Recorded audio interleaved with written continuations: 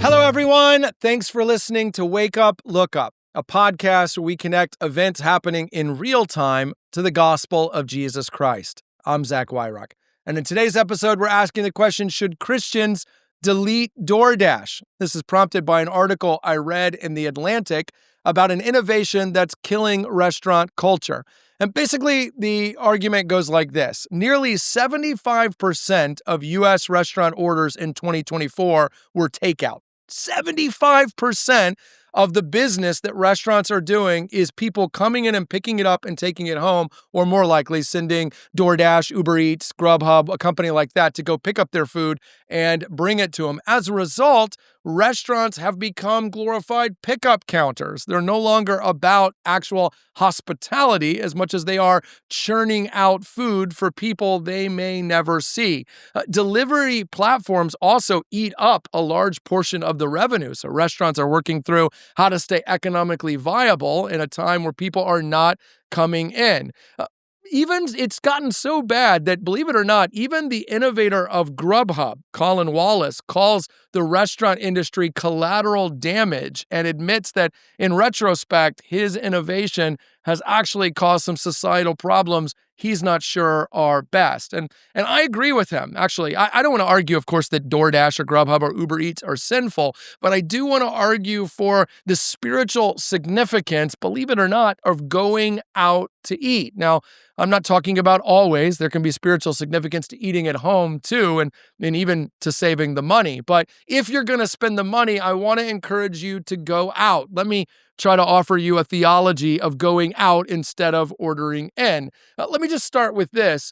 We're in a culture where the biblical idea of fellowship is fading. In Hebrews 10, 24 and 25, we're told to consider how we can stir one another up to love and good works. We're told not to neglect meeting together. Those verses are often used to push Christians towards attending a local church, and that's an appropriate understanding of those verses. But they mean more than just that. Spending time together is a vital part of spiritual growth. It's a vital part of being part of the church. It's a vital part of being human.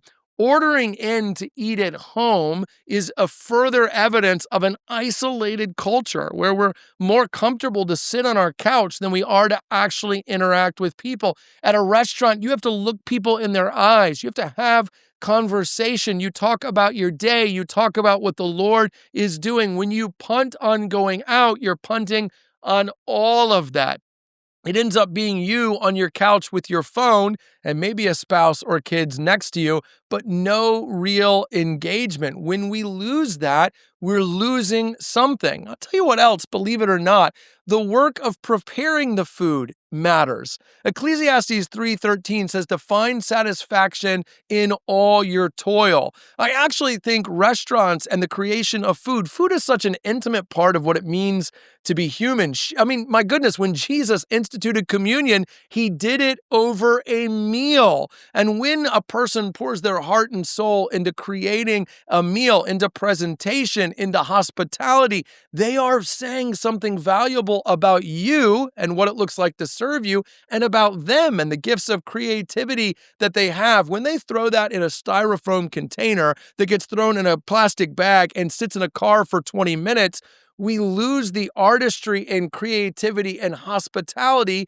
of an intrinsically human task. After all, lions don't roast the gazelle before they eat it. Cooking and preparing food is intrinsically human. And when we punt on that, we're turning each other into commodities, not actual neighbors to love. And that's the danger, of course.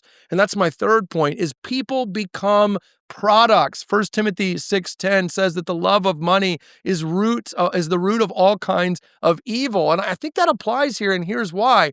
If all restaurants begin to see their customers as people who they're preparing food for, people they don't see, people they don't touch, people they don't experience, the consequence of that is we're continuing to untether from appreciating one another's humanity. It's a further move towards all the people I see and know are on on my phone or on my television. They're not real to me. Human interaction ensures that we value each other. Otherwise, all we are two bank accounts communicating with ones and zeros. And of course, I've alluded to this, but the fourth point is this.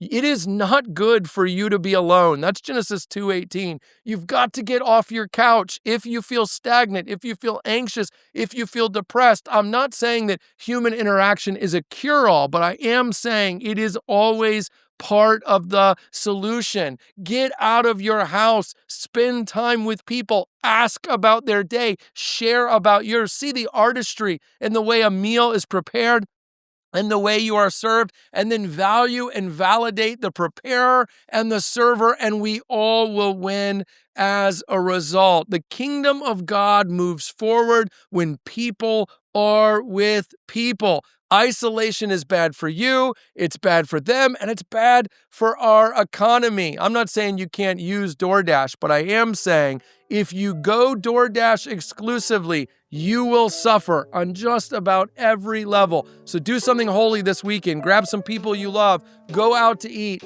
and enjoy yourselves, and leave a good tip. Hey, thanks for watching this episode of Wake Up, Look Up. If you enjoyed it, please help us get the word out by sharing it with someone you think might benefit from it.